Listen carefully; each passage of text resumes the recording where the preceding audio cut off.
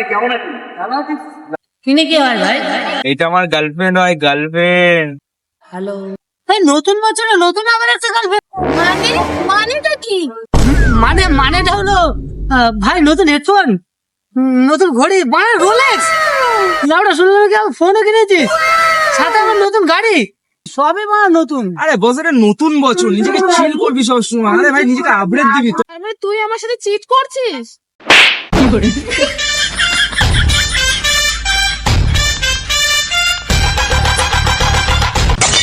তো গাইস, নতুন বছরে এরকম ঝুটঝামেলা তো চলতেই থাকবে, তা বলে মন খারাপ করে লাভ আছে? একদম সত্যি। তো নতুন বছরে মন খারাপ করো না, তো সবাই হ্যাপি থাকো আর সবাইকে happy new year happy guys, new year. Love you.